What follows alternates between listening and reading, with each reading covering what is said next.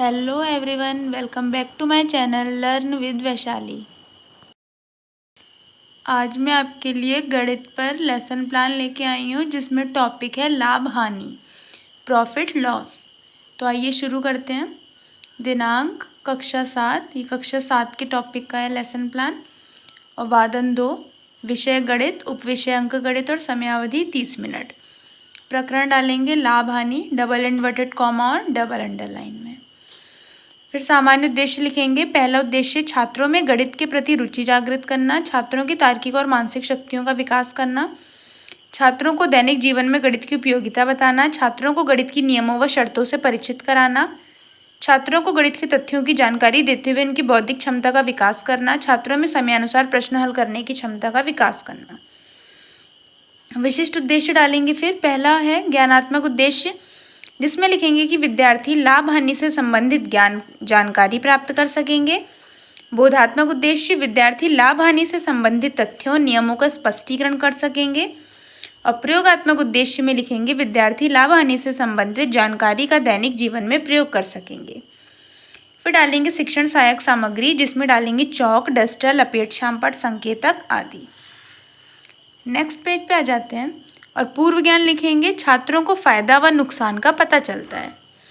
प्रस्तावना प्रश्न पूछेंगे, 3 तालिका बनाएंगे। क्रम संख्या, छात्र अध्यापिका क्रियाएं, छात्र छात्राएं क्रियाएं। पहला प्रश्न पूछेंगे, छात्रों अपने पसंदीदा खेलों के नाम बताइए। तो स्टूडेंट्स आंसर आएगा कि क्रिकेट, बैडमिंटन, फुटबॉल आदि।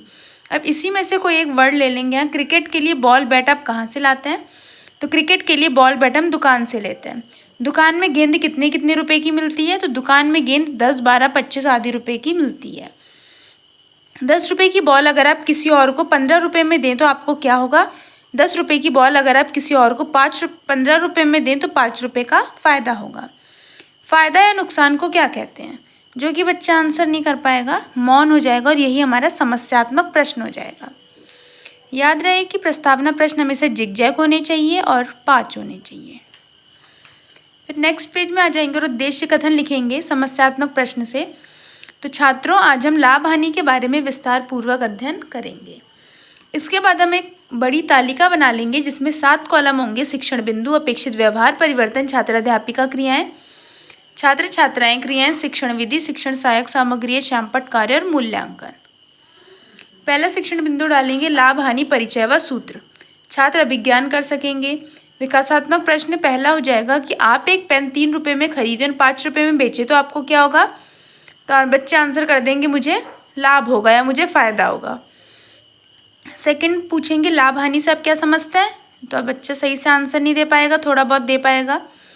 अस्पष्ट उत्तर हो जाएगा। इसी का हम स्पष्टीकरण करेंगे कि लाभ, जब वस्तु का विक्रय मूल्य क्रय मूल्य से अधिक हो तो ऐसी स्थिति में लाभ होता है।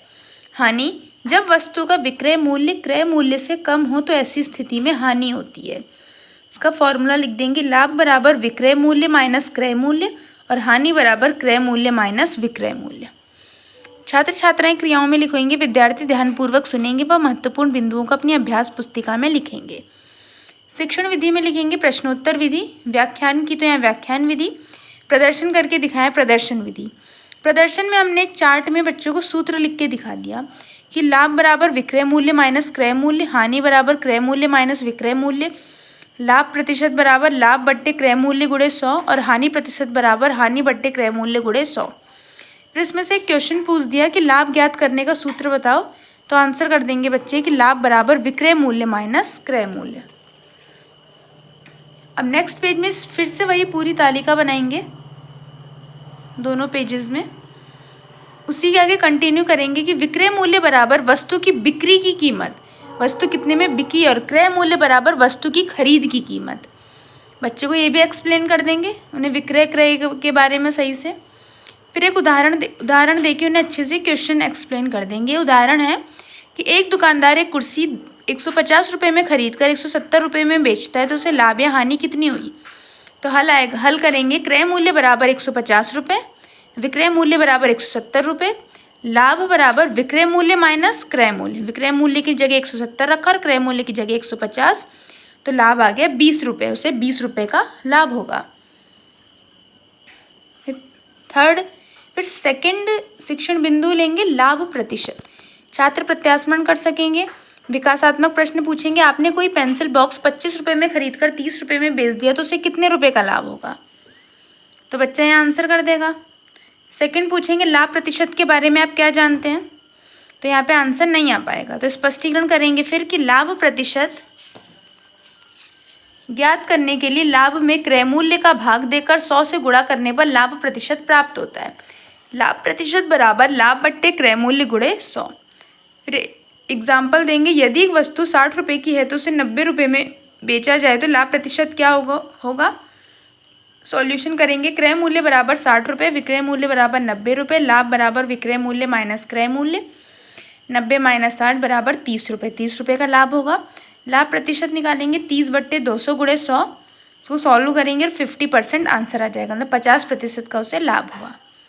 यहाँ पर लिखेंगे, छात्र छात्राएं ध्यानपूर्वक सुनेंगे तथा श्यामपट्ट कार्य को कॉपी में नोट करेंगे।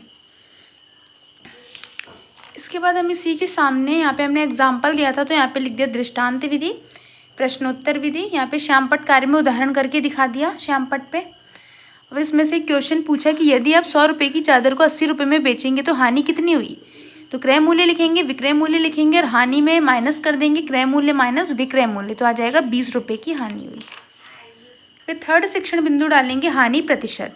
छात्र प्रत्यास्मरण कर सकेंगे, विकासात्मक प्रश्न पूछेंगे कि आप एक नोटबुक 20 रुपये में खरीद कर 15 रुपये में बेचते हैं तो उसको कितनी हानि हुई, तो बच्चे आंसर कर देंगे मुझे 5 रुपये की हानि हुई। यहाँ पर लिख देंगे विधियों में प्रश्नोत्तर विधि। फिर नेक्स्ट पेज में आएंगे, दूसरा क्वेश्चन होगा हानि प्रतिशत से आप क्या समझते हैं, अस्पष्ट उत्तर आएगा। स्पष्टीकरण करेंगे कि हानि प्रतिशत ज्ञात करने के लिए हानि में क्रय मूल्य का भाग देकर 100 से गुणा किया जाता है। फॉर्मूला लिख देंगे, हानि प्रतिशत बराबर हानि बट्टे क्रय मूल्य और गुणे 100। उदाहरण, कोई अलमारी 15,000 रुपये में खरीदी व 13,500 रुपये में बेची गई तो हानि प्रतिशत ज्ञात करो। हानि बराबर 15,000 माइनस 13,500 रुपये, 1,500 रुपये की से हानि हुई, हानि प्रतिशत निकालेंगे तो 1500 बट्टे 15,000 गुणे 100 को सॉल्व करेंगे, आ जाएगा 100% की हानि हुई। यहाँ पे शिक्षण विधि में लिख देंगे व्याख्यान विधि, उदाहरण दिया तो दृष्टांत विधि। मूल्यांकन में हानि प्रतिशत ज्ञात करने का सूत्र बताइए, तो हानि प्रतिशत बराबर हानि बट्टे क्रय मूल्य गुणे 100। अब इस तालिका को यहाँ से बंद कर देंगे और उसके नीचे लिखेंगे कक्षा कार्य, निरीक्षण कार्य। छात्राध्यापिका विद्यार्थियों को श्यामपट्ट कार्य को अपनी उत्तर पुस्तिका में नोट करने को कहेंगी तथा साथ ही कक्ष में घूमकर उनके कार्यों का निरीक्षण करेंगी। इसके बाद गृह कार्य के लिए प्रश्न देंगे। पहला प्रश्न है, मेघा ने एक अलमारी 6,000 रुपये में खरीदी, उसे 4% का लाभ हुआ तथा दूसरी अलमारी 6,000 रुपये में ही खरीदी, उसे 4% की हानि हुई, तो उससे कुल कितना लाभ या हानि क्या होगा। सेकंड क्वेश्चन हो जाएगा, यदि एक सोफ़ा सेट की कीमत 16,000 रुपये है व उसे 15,500 रुपये में बेचा जाए तो कितने प्रतिशत हानि होगी। तो आज के लिए बस इतना ही। Thank you.